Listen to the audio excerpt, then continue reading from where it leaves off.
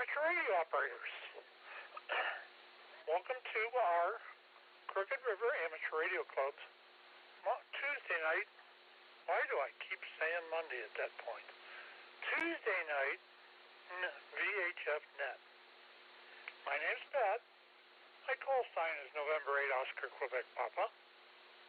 However, for this net, we will be using the club call of Whiskey 8 Charlie Romeo Charlie.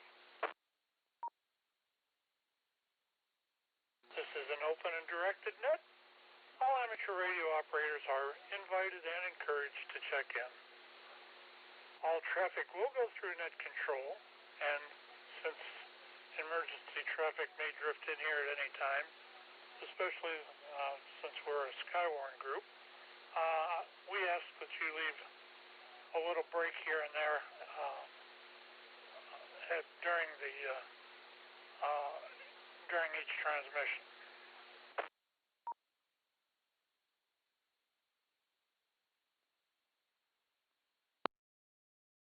The purpose of this net is to bring together all amateur radio operators for the exchanging of amateur-related ideas and information, also to keep club members and the amateur radio public up to date. I don't like the way that reads.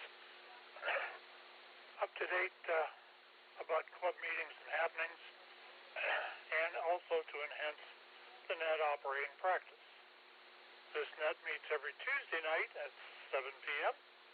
local time.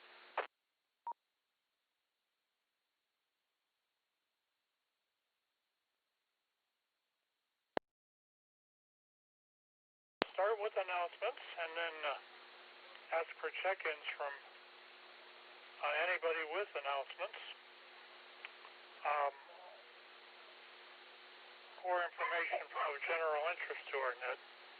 Once those are complete, I'll start taking regular check-ins, at which time I'll ask for your call sign.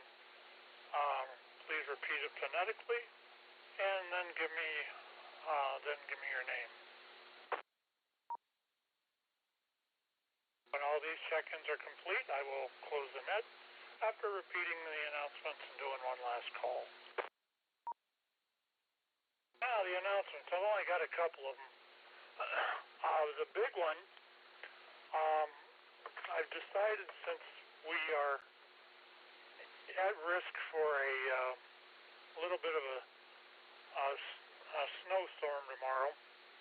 Don't panic, it's not going to be that terrible, I don't think. But we are under a winter storm watch. I've talked to the managers and the trustees, and we all pretty much agree we ought to just move this meeting to Zoom. That isn't going to cancel the Christmas party. That isn't going to have anything to do with the Christmas party. We're not doing a Christmas party on Zoom or anything. We're just moving the business meeting to Zoom for one bout. We have this in our Constitution or our bylaws that we're allowed to make a decision at game time on each meeting. And viewing the weather and everything else, I thought it was a good idea, as well as the managers, to just move us over to a Zoom meeting for this week.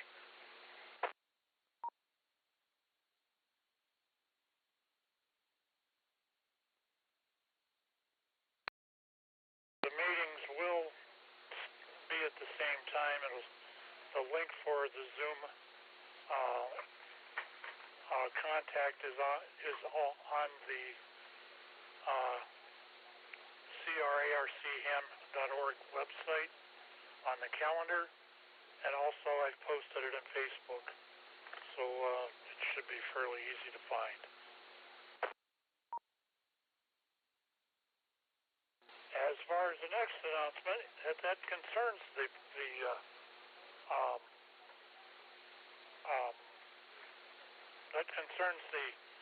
December 18th Christmas party. We are scheduled to have one. It is booked. I confirmed it this afternoon. We're going to take and start meeting about 5:30. We'll probably do a social hour between 5:30 and 6:30, and then by 6:30 they'll be ready to take the orders, and hopefully we'll be eating about 7. If you can, please attend this party. I've got a couple of things planned, and it's liable to surprise a few people, so that's as much as I'm going to say. But please try to attend. And this is an event to bring your spouse. If you want to bring your kids, I'm going to bring the 2 of mine if they want to come. This is going to be a good thing. It'll be fun to get together with our club and enjoy the time. We are having it at the Steele's Corners Road TGI Fridays. The reservation, I'll fill in everybody as we get there. Pretty much you'll just have to walk in and ask for the radio club where they're meeting.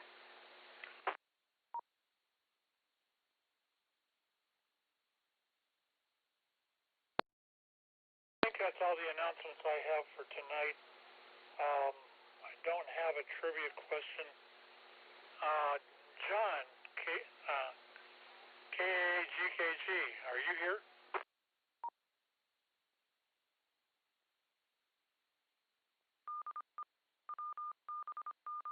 Darn on, I need him for a trivia question. He's not around. Anyway, let's go ahead and. Is there any announcements?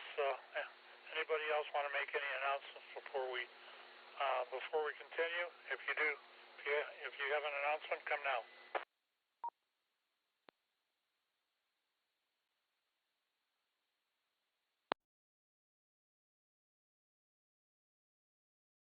Okay, hearing none, I'm going to go ahead and open it up to regular check-ins.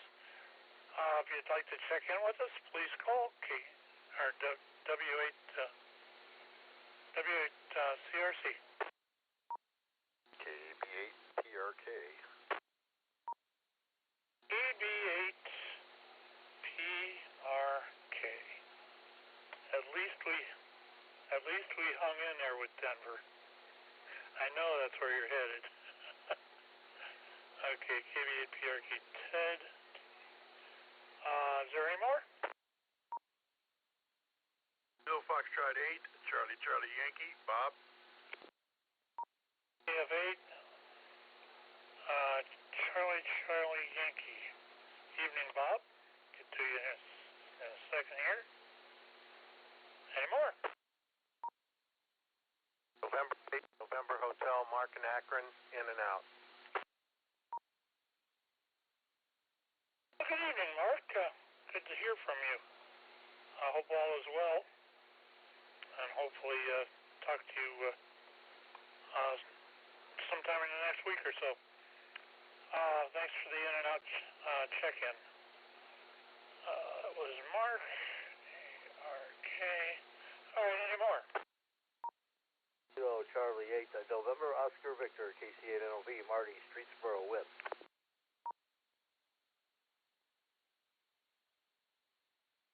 KC8NOV, Marty, TY, got that. So we got 1, 2, 3. Let's go a couple more here. Anybody else want to check in? Please call. Whiskey 8, Charlie, Tango Mike, carry it, Portage Lakes, and I'll be in and out, Pat. Okay, Carrie. Good to hear from you. And hopefully all is well there too.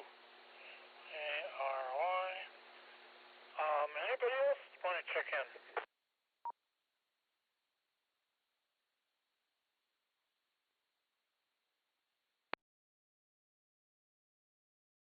Okay, let's take it back to the top here anyway.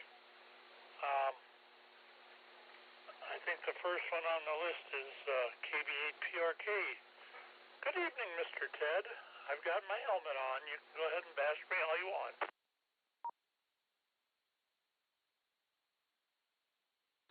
KB8PRK, Hello, Pat. Everybody else out there. You must be a mind reader. Well, today the new buzzword is Macmillan. I'm going to just leave it at that. Oh, yeah, I saw that forecast. Oh, I heard it on NWS first. And when they had Summit County on the list of counties, but they didn't have Stark or Wayne or any county really south of us. So I'm thinking being down here in the southern part of the county might not get us hammered as much as the northern part of the county. But we'll have to play it by ear. But I would imagine whatever comes down tomorrow may be gone by Tuesday, given the forecast with the increased temperatures coming down the pike. I'm hoping for that. So we'll just have to wait and see. The only thing I'm a little bit frightened about, they're calling for 40-mile-an-hour winds, maybe higher, and that could cause some power outages. So I would just kind of alert everybody to charge up their phones and radios and get ready for it in case that does happen there. Back to you there, Pat. Macmillan. I'm not sure what that means. I'm going to have to look that up. Anyway, let's, as far as the weather's concerned, I started getting text messages this afternoon about the watch that's up. And what I've been tracking so far, I think what they're worried about is this lake effect is going to be more southerly, and being we all know what happened up in Ashtabula and all that, if it starts going south, the bands will form off of Huron and Lake Erie, and we could get a peck of snow. Hopefully it's not going to happen that way, but we'll see what happens, I guess. Anyway, need to move it on here. Macmillan and wife will move on. KF8CCY, good evening, Bob. What's up? Not much, Pat. Good afternoon, or I should say good evening to everyone on the net. Just trying to stay warm. Put up some Christmas lights yesterday. Got to finish it tomorrow. Just getting ready for the holidays. Other than that, not much happening. This is KF8CCY, 73s. You did hear the announcement about the meeting tomorrow, correct? Correct. I made sure my Zoom was working. I saw it on Facebook this afternoon. Okay, just want to make sure. I got to get a hold of Ron yet. Hopefully he'll check in too, but we'll see. But planning for a Zoom meeting. It may go for about an hour or so. It'll be something to do, and hopefully there won't be too much snow to look at outside. Which brings us to Mr. Snowman. KC8NLV, good evening, Marty. What's going on? KC8NLV, everyone on the net, good evening. Just want to make a quick announcement for the Skywarn Group, KWS Summit County Skywarn. Skywarn Recognition Day is December 7th, which is this Saturday. The annual event is celebrating the 25th anniversary of Skywarn Recognition Day. It was established in 1999 by the National Weather Service and ARRL to communicate the contributions of Skywarn volunteers using amateur radio and other means of communication. Skywarn providers provide real-time ground truth to NWS offices. The ham volunteers can also provide vital communications between NWS and local EMA offices when other means go down. Break.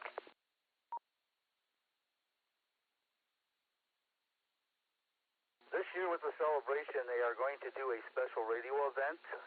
There will be a SRD special event from 0000 to 2359 UTC on that day. The objective is for all amateur radio stations to exchange QSO information with as many amateur radio Skywarn spotters and National Weather Service stations as possible on the 80, 40, 20, 15, 10, 6, 2, and 70 centimeter bands. If you're able to attend or able to be around on Saturday the 7th to join in, please join in on the event. There is more information on the ARRL website. Thank you.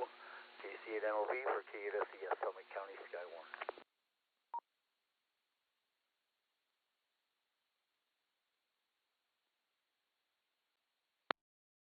Okay, thank you, Marty. I forgot that was coming up there. But we will, I plan on spending a lot of the day just checking out to see what's around. That's going to be on HF, which is what they're saying. That's going to be a lot of fun. Especially, it should make the bands fairly busy. So, remember that, folks. I think it starts at, 8 o'clock Friday night to 8 o'clock Saturday night. And, should be a lot of fun.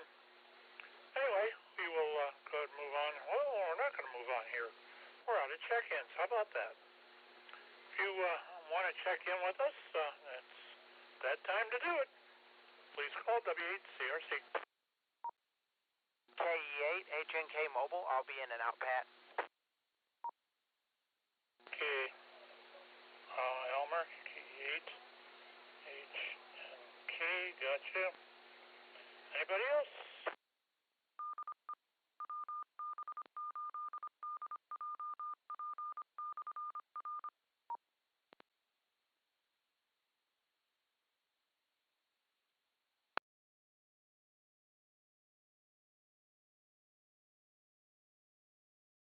Okay, nothing heard so far. If you'd like to check into our net, please come now.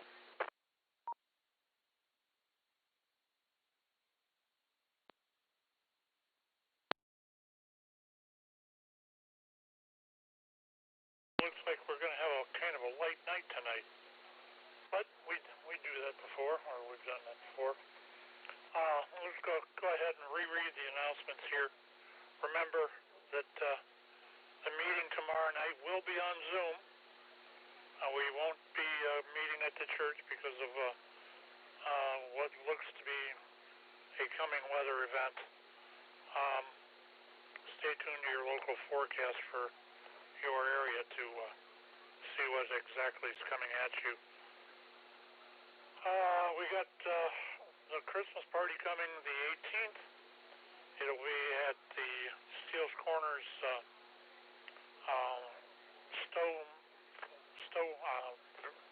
restaurant of TGI Fridays. Food's pretty good, and we got pretty good. It'll be a nice room that we're already in. They've talked about. I talked to them this afternoon, and everything is booked and ready to go. Also, remember that we got the Skywarn Appreciation Day coming this Sunday, or this Saturday. And that actually starts, I think, on Friday night at 0 Zulu time and goes clear through 11:59 the following day. So, stay tuned for that. And you don't have to be a Skywarn spotter to participate in this either. You can make contacts to the NWS, and you can also make contacts between spotters. I think that's going to be the fun part of this. So, anyway, I think that's all the announcements I got. Let's do one more round of check-ins if there is any. If not, we'll go ahead and close her up. If you'd like to check in, please call W8CRC.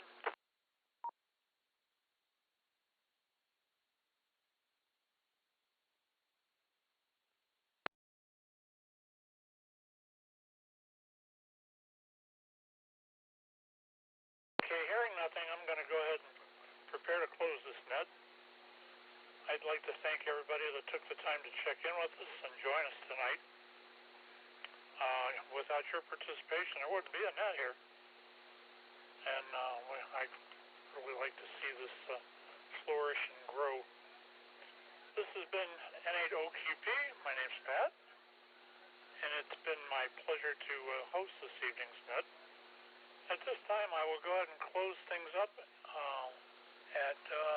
about 7:22, a little bit early tonight. That's all right. This is Whiskey 8, Charlie Romeo Charlie, W8CRC. Closing the net at, looks like 7:22-ish. Local time, 73:00, and we will hopefully catch you tomorrow night at the meeting. N8OQP. Turn the repeater back to regular amateur use. Okay. Regular and customary amateur radio use. Yeah, that's right. You want to know what McMillan is? Sitting here.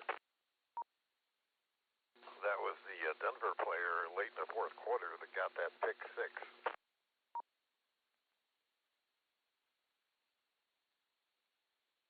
Well, from what I saw, there was three of them. That was the one where he caught it and fell down and got up and ran in for a touchdown.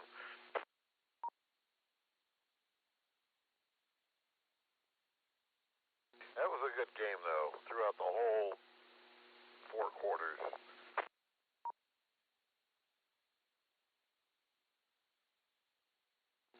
I'm got kind of mixed emotions about that Jameis Winston. I think he needs to be a little more focused on his throws. And I think if he did that, which would trim the interceptions, I think he threw for almost 500 yards. Yeah, well, Denver did have the fifth top-rated defense in the league.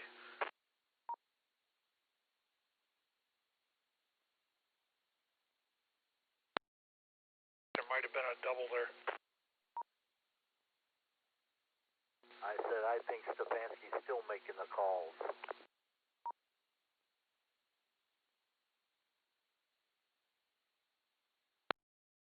And he may be.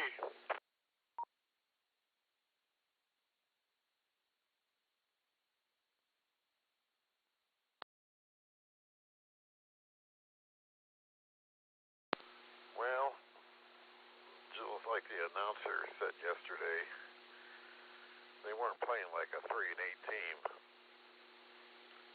But wait till next week, next Sunday.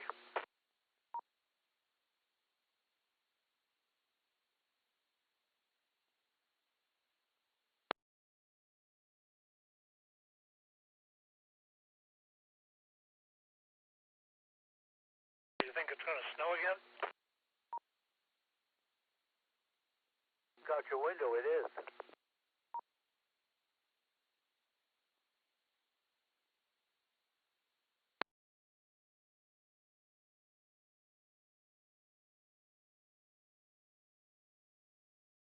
Hell, after this week, we're probably going to have more snow than we got all last winter.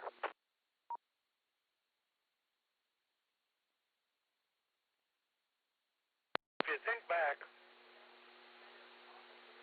as far as the snow goes, the years that we've had big Decembers.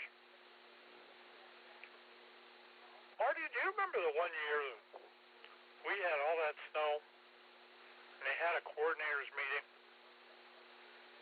at the end of December, the 1st of December, and you and I went up there? I think I went up there with you. But after that, we didn't have squat. And I'm wondering if that's what's going to happen this time. Yeah, I think that was 2002, if I remember right. Yeah, that'll be for ID. You guys remember the '89 winter?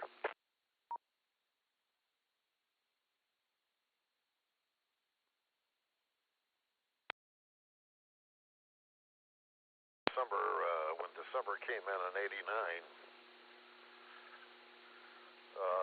it got cold. As a matter of fact, it set the record all-time low for December at Akron Canton Airport just a few days before Christmas at 16 below zero. And I was thinking, man, what the hell is January going to be like? It ended up raining more in January than it did snowing.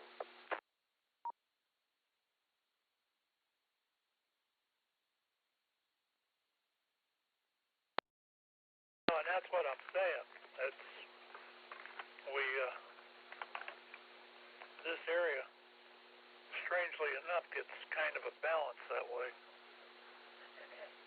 And hopefully this one's not going to be any much different than the years we've talked about. And over the last 2 weeks, when you look back through the record lows, over the last 2 weeks there was 3 low temperatures, record lows, that still hold today, that were set back in 1976. That was the lead up to the start of those 3 bad back-to-back winters.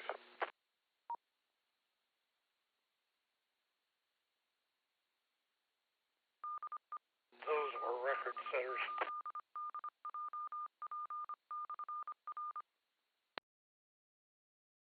NWS calculated that having 3 back-to-back winters like that would be once in 500 years.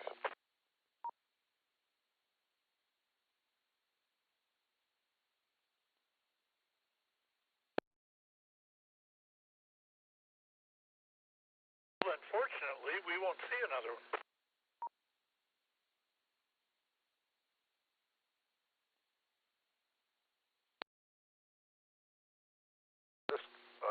Below normal, we've been in pattern, we've been in what, a week and a half, 2 weeks now.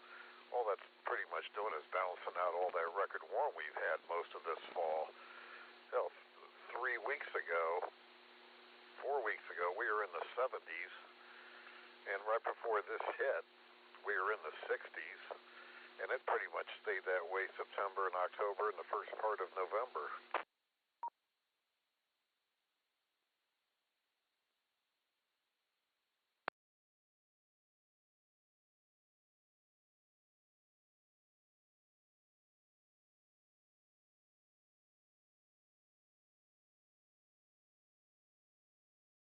Well, I guess all we got to do is sit here and wait, and we'll find out what it's going to do this year.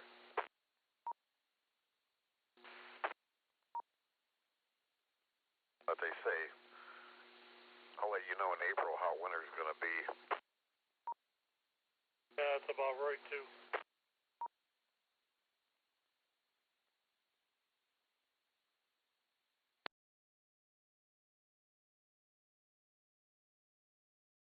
I got a text message from Bill, the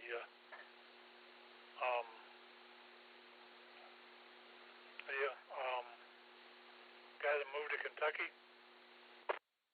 Yeah, I did too. He asked me to get on HF and try it out, and I kind of put it off for a day. I had stuff going on yesterday, and I get up to another text this morning. You all right? So I went back, and he says, I got my HF up. I really want to try it out, see if I can get up there. So I said, where do you want to go? He says, oh, anywhere. He says, if it don't work, I'll just blame it on you, which isn't normal. But I said, well, let's try 40 meters. So I went to, I think it was 40.170 or something like that. Let me see that. 7.175 was where we ended up. You know, I heard him. I actually talked to him. Yeah, I figured either 40 or 75 would be the 2 best bands to get from here, because I think he's in southern Kentucky, is it? would be the two best bands for that one. I don't know about 80 during the day, though. No, 40'd be it. But at night, that area is easy to cover on 75. How'd he sound? He sounded, I told him he needed a little more punch to his audio. But if he would have had a little more punch, it would have been a little more legible. But considering where he was, and it was 100 watts to 100 watts, you know, his 100 watt wire to my DX Commander, that's a pretty good shot.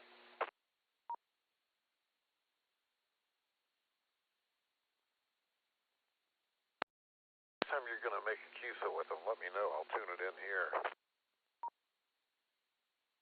All right, we were talking about, I guess he's coming up Thursday. Thursday through Saturday night or something like that. I figure we'll talk to him then. It'd be kind of fun to set something like that up on a maybe once a week basis. That's why we got a license and we got equipment, isn't it? Yep.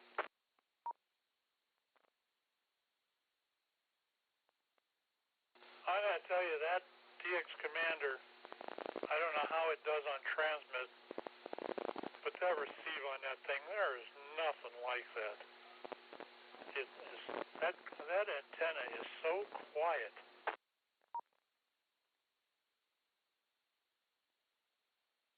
Better than that, what was the brand of the other vertical you had?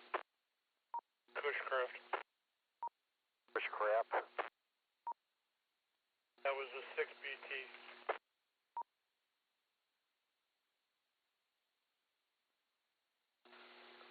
Isn't that Hustler? Yep.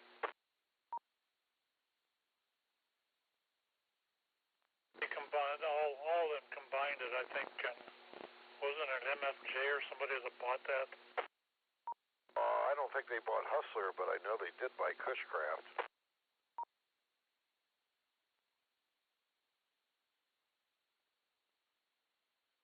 That is no more, unfortunately.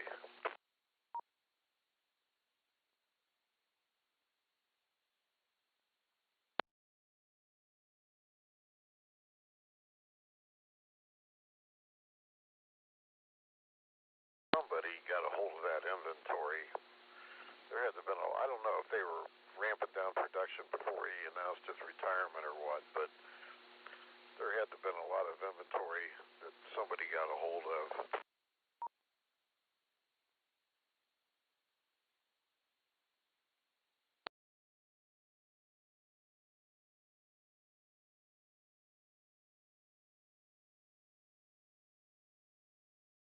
Well, I would imagine when everybody heard that they were going out of business, I bet there was like a fire sale.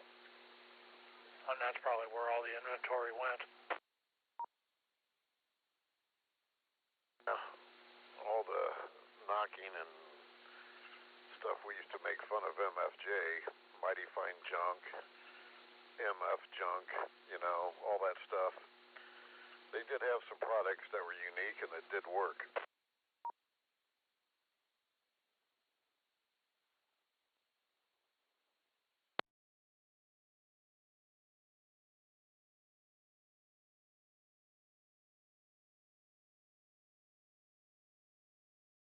I like them. I've got a very nice antenna analyzer. I've got tuners, I've got code readers, I've got voltage conditioners for automotive HF use. I've got most of the ham sticks I got are MFJs. Yeah, I got my share of their stuff.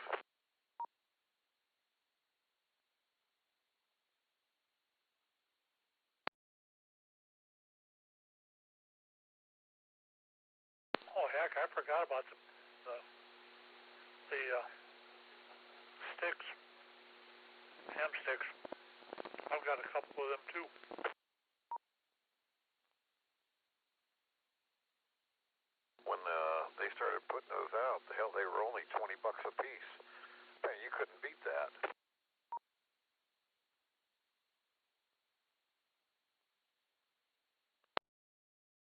That's why I've got two. What are you going to do, make a dipole?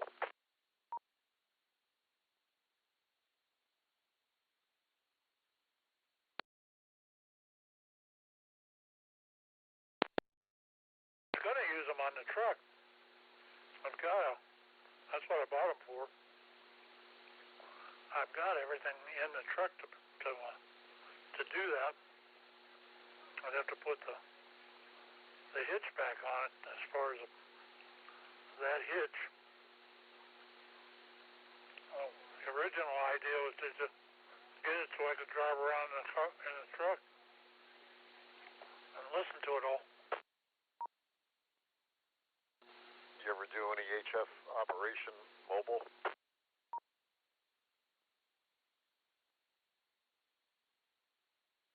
Not a ton. I've been portable a couple times like that. But as far as driving around, no.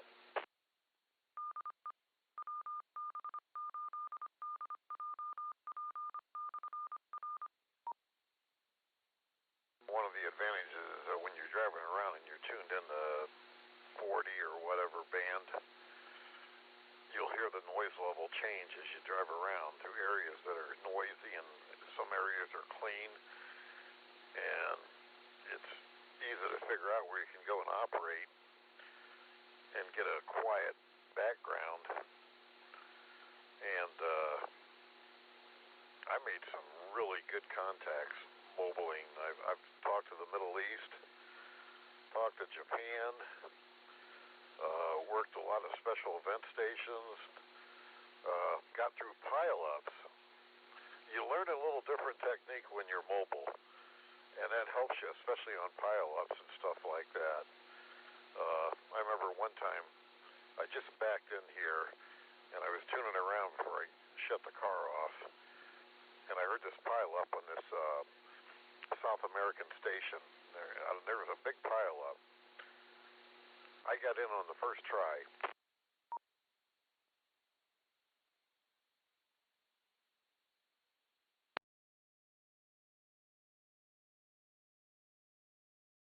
Yeah, there are tricks to pile-ups like that. You got to get the timing right. And even if you can get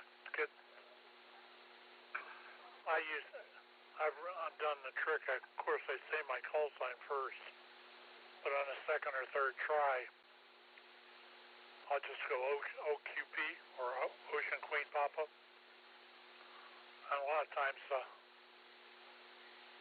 either that or you wait till the end of the pile-up, then give your call. You wait for the pile-up to start quieting down, and you got to time it just right before the operator comes back on. And what I would do is do that. I would listen to him for a few check-ins to see how he operated, and then that's how I would go in there at the right time and just throw my suffix out and say mobile, and that caught his ear.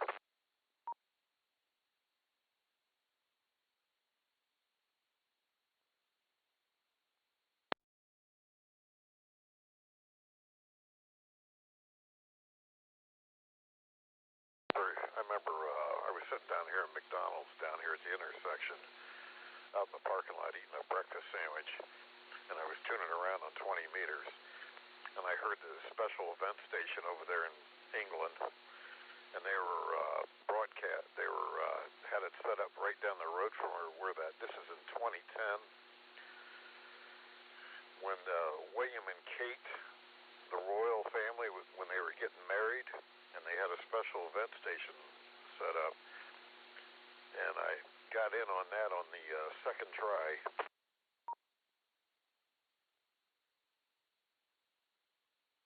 Yeah, England's kind of an easy shot from here. Worked OD5ZZ twice in Lebanon. I worked them on 15 meters and 20 meters. I worked Japan on 15 meters. And the closest station I got a station up in Cleveland on 75 meters during the day, and I got Mohican State Park there at 40 meters in the middle of the afternoon. That was the closest I worked.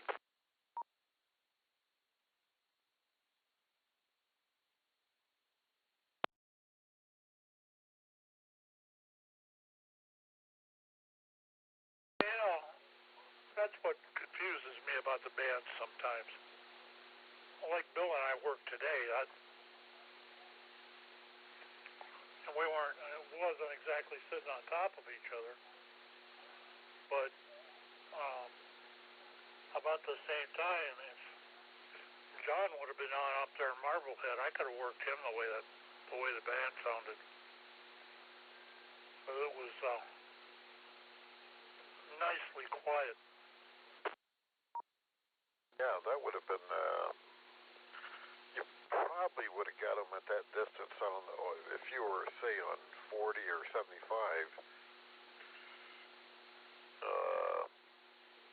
there's a very good chance you'd have got them, not necessarily skip at ground waves.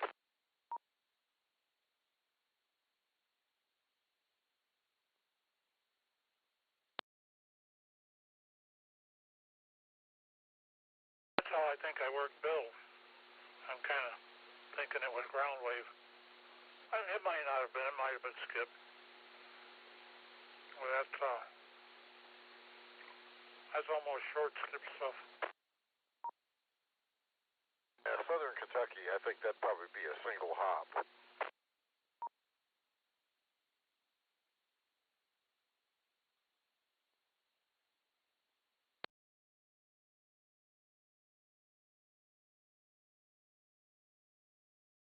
What, Pat, we got to do is, middle of the afternoon, get on 75 meters and just start tuning down.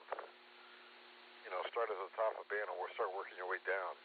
I'll bet you hear stations within a 200-mile radius, and that would all be Nivis.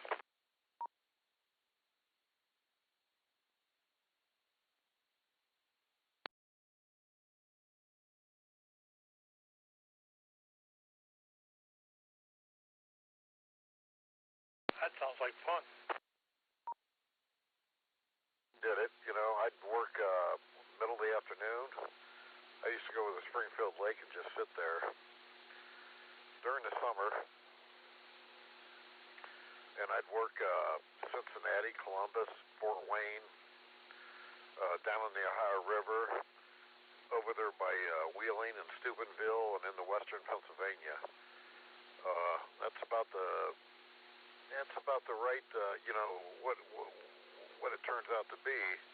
It's too far away for VHF and UHF, but it's too close for skip. Nivis works.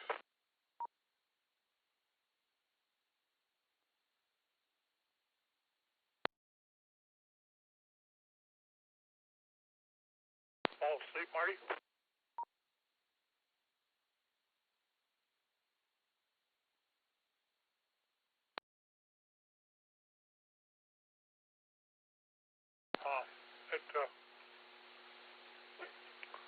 Thinking back when we had that activation that I worked with Terry's on back in 2013, 14, something like that. We went for his birthday in January. Well, we had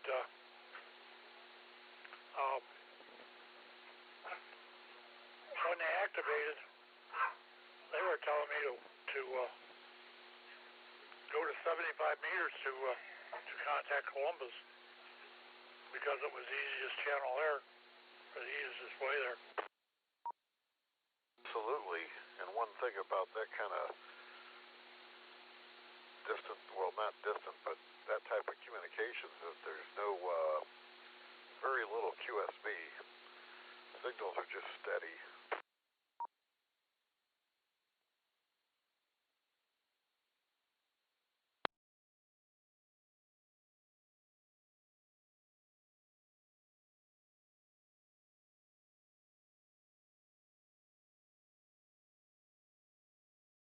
There's a lot of hams out there that think you can't work on 75 meters during the day. Oh, yes, you can. You're not going to get distance, but you're going to get regional.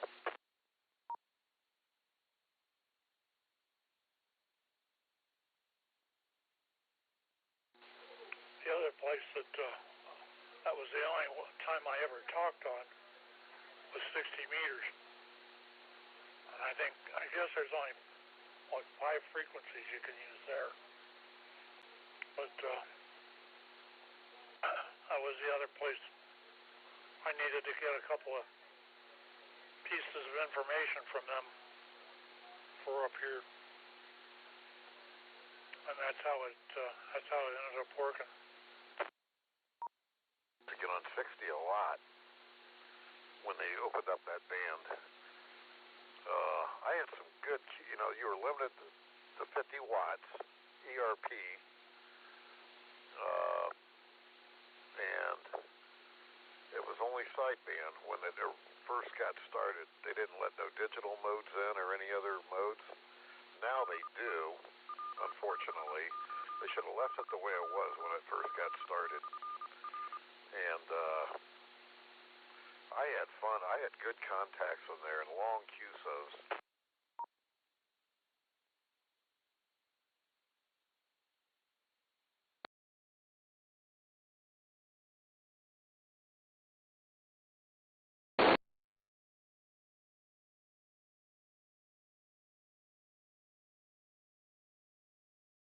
Well, anyway, I'm going to jump out of here for a little bit. I got a dinner sitting in front of me I've been chomping on. Rather than chomping your ear, I'll just go ahead and sign for a bit. You're going to be up on the other one? I'm planning on it. The only thing I'll say in closing here is that I would go out before next Sunday and buy a couple boxes of Kleenex.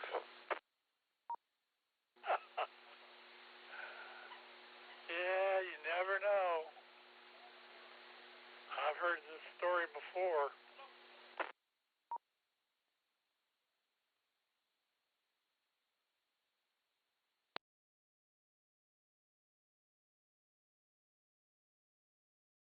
You know what the Steelers did? In the paper here today. Let me look that up.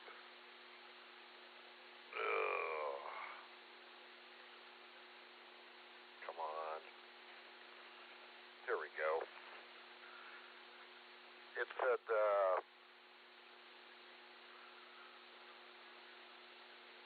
oh no, it's not, oh no. Wait, no, hold on a second.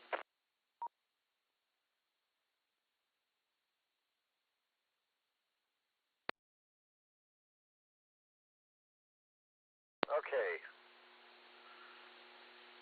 The number of consecutive seasons the Steelers have not had a losing record, matching Tom Landry's Dallas Cowboys 1965 to 1985 for the longest run in league history at 500 or better.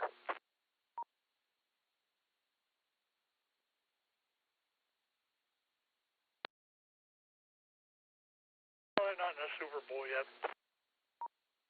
That? I said, no, well, they're not in the Super Bowl yet. Yeah, but try to think back to the last time the Steelers were below 500 at the end of the season. It's a long time ago.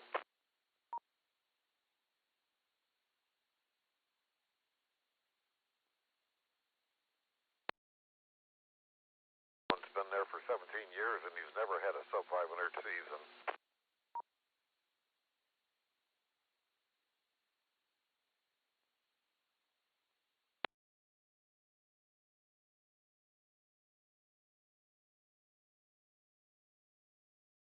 Yeah, I'm still trying to get over that Ohio State stuff. That was pretty much pathetic. What was the penalty?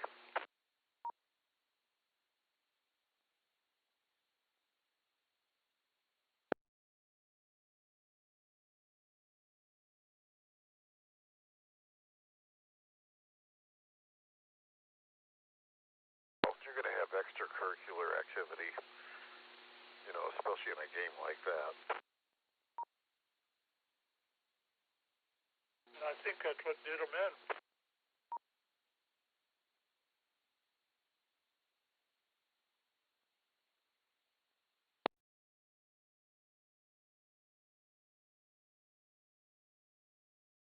Yeah, that old story. I've heard this thing 100 times about how the opposite team wants your team wants the opposite team to go out and party the night before so that it wears them out. I think that's what happened to Ohio State. They just looked like they didn't have any sleep. And even Ryan Day, man, that's a good coach, but with Michigan having his number, I don't know. It may be time to get rid of him. Well, you probably hit the nail on the head. They probably went and figured with that 20-point spot that they had the game already in hand, and they went out partying.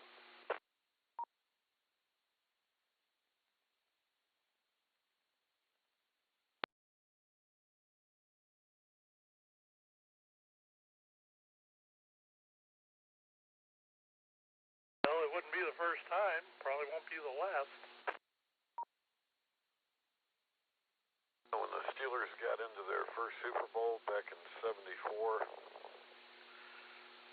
it was down in New Orleans, and Chuck Noll took them down there a few days earlier than, I forgot who they played that year. I think it was the Vikings. He told all the players, he goes, I want you to get this city out of your system. So for a couple days, they got all partied out, got tired of doing it, and 3 days before the game, all they did was go home early or go to their hotels early and sleep and get rested up for the game. They got New Orleans out of their system.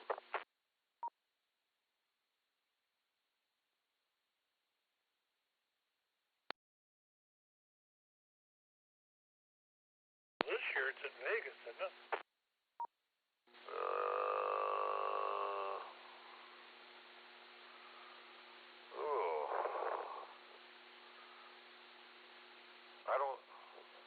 I don't know.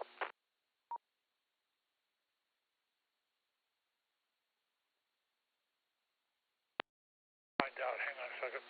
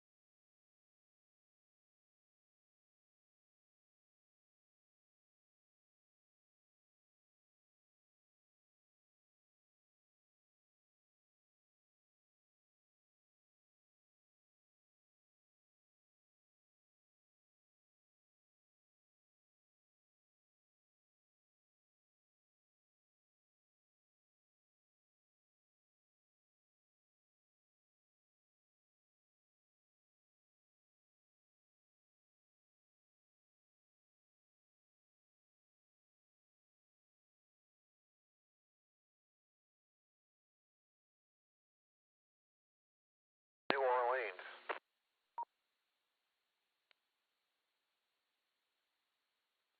Yeah, I believe you're right. I think it was in Vegas last year.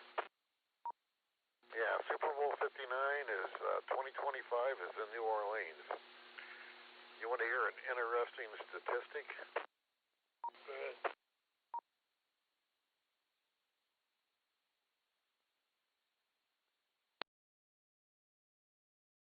Since over there in Pittsburgh, since that's Acrisure Stadium, when it opened up back in 2001, So that's 2 years newer than 99 when Cleveland opened up in that new stadium. Over in Pittsburgh, the Steelers there, since that stadium opened up, they're 139, 59 and 2. And Cleveland, let me look here. Okay, Huntington Field opened up in 1999. The Browns' record there since they opened is 84, 116 and 1.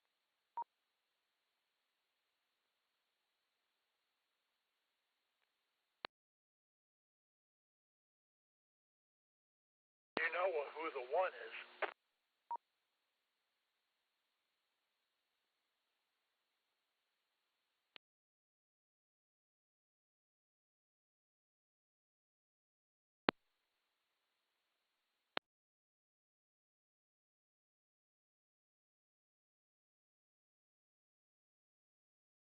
I believe that one was you guys.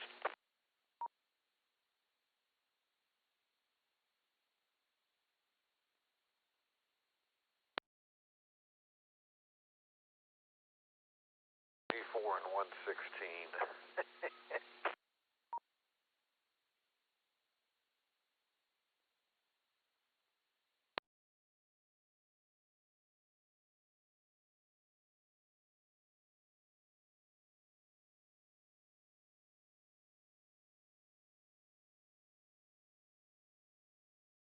Well, go eat your dinner. Probably catch you over there elsewhere later on.